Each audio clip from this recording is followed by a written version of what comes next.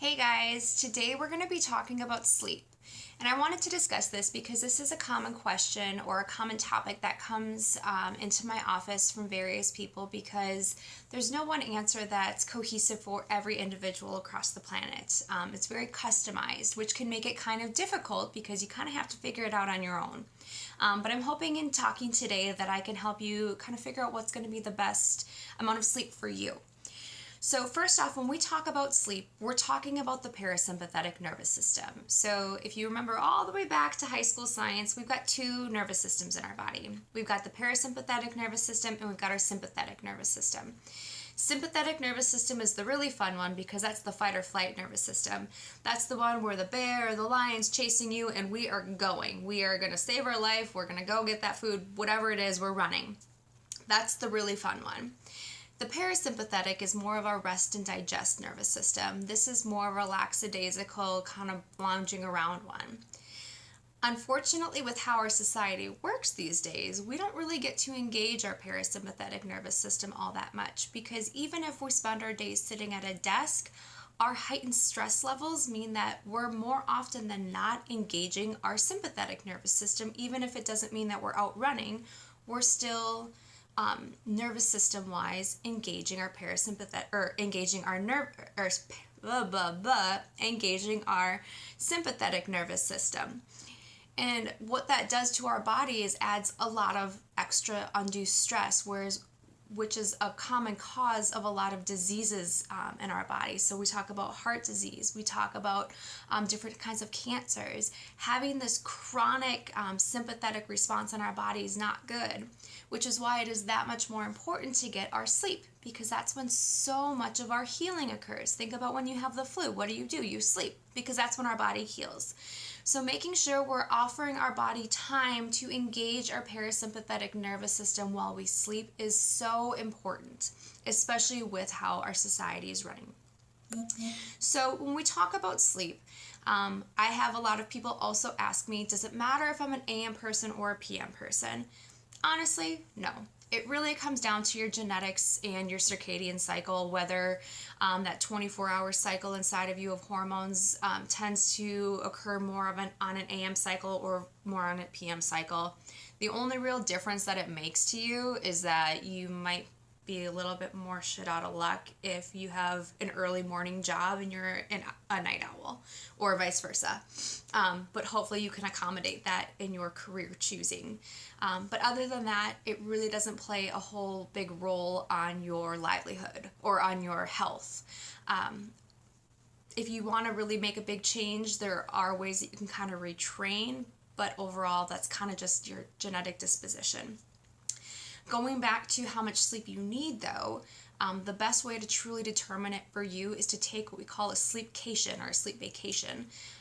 So what that means is you're going to want to take some dedicated time for this. When you take a sleep vacation, you're going to take 2 weeks flat, uninterrupted, and you're going to go to bed at the exact same time every night. You don't want to alter this because that'll affect when you wake up and it'll affect your overall kind of number on this. So you're going to go to bed at the exact same time every single night. The first few nights, and you're not going to wake up with an alarm because that'll ruin it. So the first few mornings that you wake up, you're probably going to sleep in a lot and it'll probably be kind of off because your body's going to be trying to catch up on sleep. By morning 3, 4, and probably 5, you're going to start to see that time that you wake up even off a little bit, level off a little bit, and you'll notice that the amount of time that you're asleep is in that 7 to 9 hour ratio. Most adults need between 7 and 9 hours. The younger you are, the more sleep it is. But most adults 18 and over, somewhere between the 7 to 9 hour time frame. So that's likely where you're going to find yourself.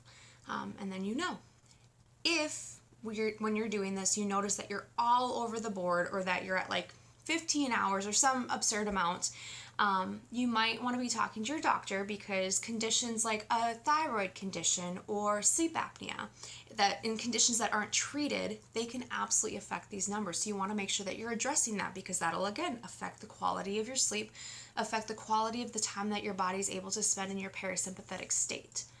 Other things that can affect this are your hormone levels. So oftentimes I'll have people say, well, I have a really hard time falling asleep, but once I'm asleep, I'm asleep. Okay, well, then if we have a hard time falling asleep, we know that you're lacking melatonin.